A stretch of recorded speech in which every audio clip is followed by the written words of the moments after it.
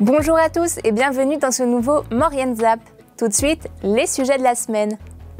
Direction Fourneau pour assister à la projection de Bessanaise, un film documentaire réalisé par Charlène Personnaz. Le film parle de la tradition du port du costume par les femmes du village de Bessan.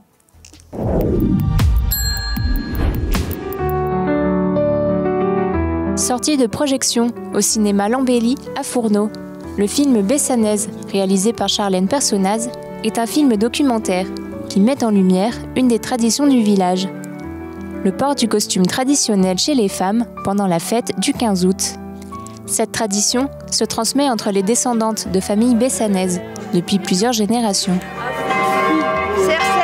À fond. Autrement, ça marche pas. Sur cette photo, j'ai 20 ans. Je porte le costume blanc, celui réservé aux filles de cet âge. On ne le porte qu'une fois. Depuis que je suis toute petite, je monte à Bessan parce que j'ai une maison qui appartenait à mes ancêtres. Mon papa m'emmenait tous les étés et tous les hivers à Bessan et donc je suis originaire de Bessan. C'est un peu par hasard à l'âge de 13 ans que je découvre que je possède des costumes de famille, donc que j'hérite directement de ces costumes puisque je suis la seule femme de la famille et donc que j'ai le droit de porter ces costumes. Et c'est là que une vieille femme me prend sous son aile et décide de m'habiller. La première fois, j'avais 13 ans. Et c'est une couturière passionnée et elle m'a appris à bien porter le costume et avoir le port de tête bien droit, se tenir bien droite. Et c'est elle qui m'a montré en fait la richesse et la fragilité des tissus de ce costume qui ont plus de 100 ans. Les femmes mises en scène dans le film sont des connaissances et amies de Charlène et de sa famille.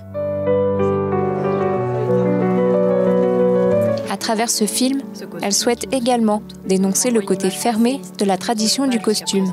Moi, je suis hybride. J'ai ma maman qui n'a pas eu le droit de mettre le costume, qui en a souffert un peu. Et j'ai un papa qui est un vrai Bessanais, pure souche. On a 15 générations d'ancêtres au-dessus de son côté. Donc j'ai à la fois voulu aussi dénoncer le côté sectaire de cette tradition, qui parfois, en étant trop fermée, empêche certaines jeunes femmes qui auraient envie de s'habiller et qui ne peuvent pas.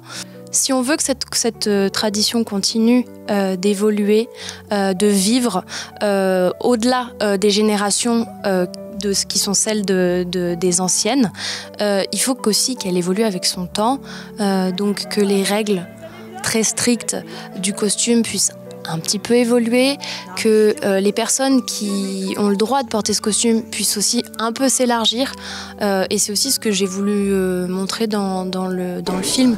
C'est quand même quelque chose de religieux. Et donc voilà la croix montée avec le bandana derrière, donc ça, avec le petit ruban qui va derrière. Le film est disponible à la vente à l'Office du tourisme de Bessan, ainsi qu'à la boutique Le Coin d'Hiver et à la structure touristique La Bessanaise. Il est également disponible en ligne sur le site de streaming capucine.com.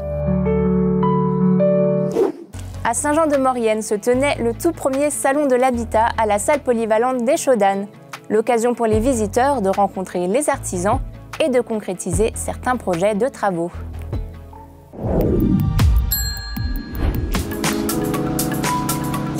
Grande nouveauté sur Saint-Jean-de-Maurienne.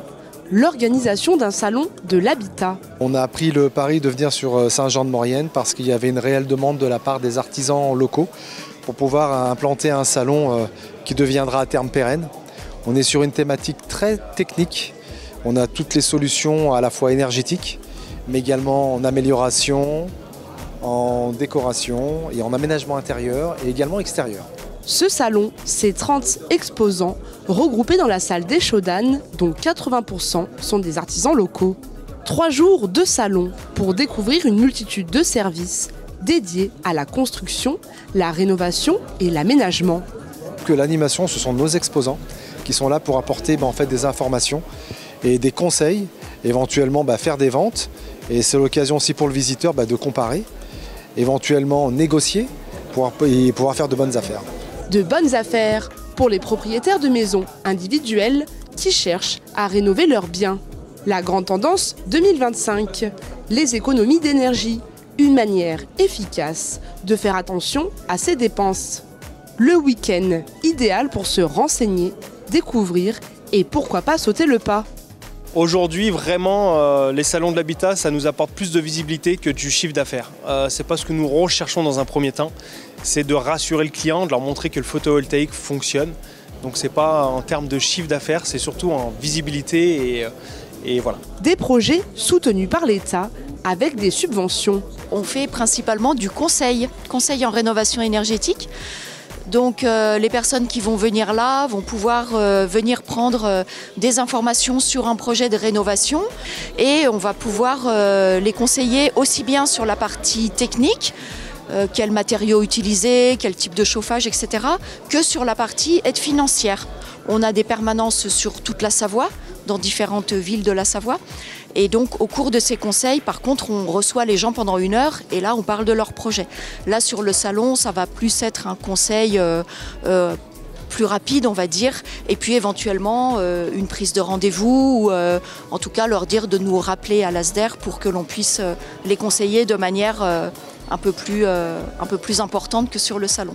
Un deuxième salon est déjà en préparation pour le printemps prochain. Les artisans pourront réserver leur emplacement sur destination Habitat.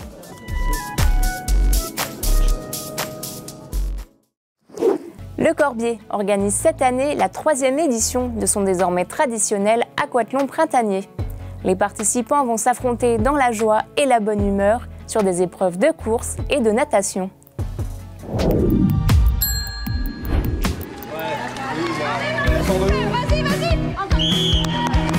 Le mois d'avril est la période idéale pour diversifier les sports. Retour du beau temps et de la chaleur pour le traditionnel aquathlon du Corbier. Une compétition conviviale et amicale qui lie natation et course à pied. Rassurez-vous, l'eau de la piscine est bien sûr chauffée. 2 parcours, l'aquathlon format S, 1000 mètres de natation et 5000 mètres de course à pied.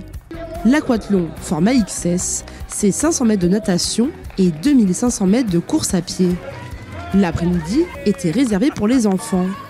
Une compétition qui met en avant la polyvalence des sports proposés. Si vous souhaitez rester dans cette thématique, on vous donne rendez-vous les 9 et 10 août prochains pour la première édition du Trail du Corbier. Des parcours pour tous et qui vous permettront de passer un bon moment de sport. Voilà, le Maurienne Zap, c'est déjà terminé. Merci d'être aussi nombreux à nous suivre. Retrouvez-nous sur les réseaux sociaux et sur les box. À la semaine prochaine!